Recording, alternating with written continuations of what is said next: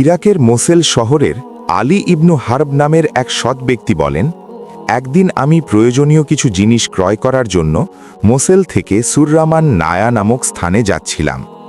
সে সময় দাজলা নদীতে কিছু নৌকা ছিল, যেগুলো ভাড়ায় লোকজন ও মালামাল পারাপার করত। আমি একটি নৌকায় আরোহণ করলাম। নৌকা আমাদেরকে নিয়ে সুররামান রায়ার দিকে চলতে শুরু করল। নৌকায় মালামাল ব্যতীত আমরা 5 জন যাত্রী ছিলাম।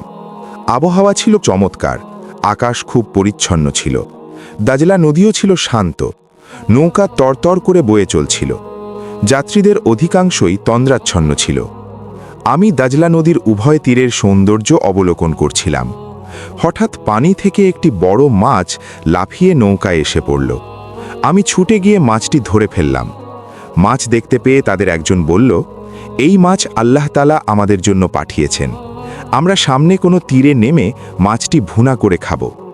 সকলে একমত হওয়ায় তীরের দিকে নৌকা ঘুরিয়ে দেওয়া হলো। আমরা তীরে অবতরণ করে ঘন গাছ বিশিষ্ট এক স্থানে অবস্থান করলাম, যাতে জ্বালানি জমা করে মাছটি রান্না করা যায়। আমরা সেখানে এক আশ্চর্য দৃশ্য দেখলাম। একটি মৃতদেহ মাটিতে পড়ে আছে, পাশেই পড়ে আছে একটি ধারালো চাকু।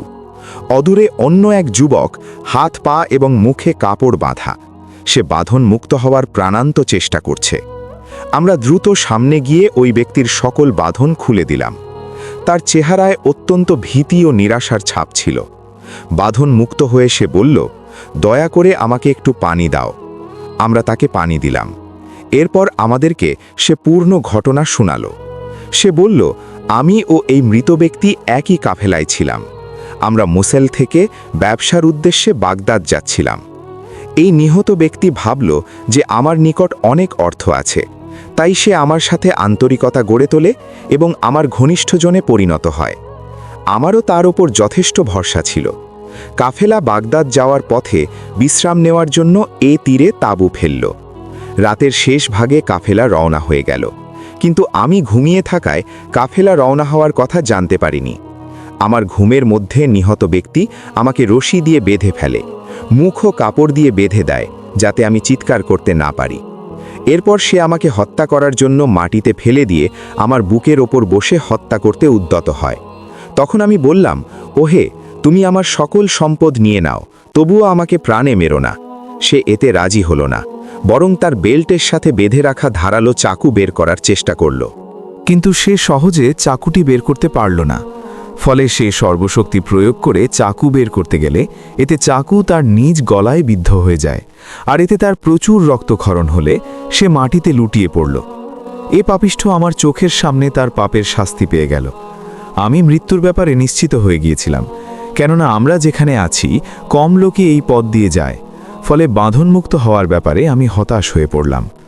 অবশেষে আমি আল্লাহর নিকট দোয়া করলাম, হে আল্লাহ, আমাকে এই বিপদ থেকে উদ্ধার করো। আমি সর্বদা এ দোয়াই করছিলাম, আর বেশি বেশি ইস্তেগফার ও দুরুদ শরীফ পাঠ করছিলাম।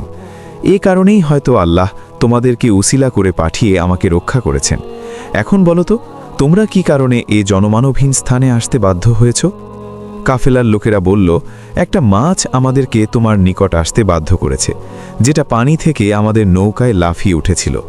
আমরা এই মাছ ভুনা করে খাবার জন্য এখানে এসেছি।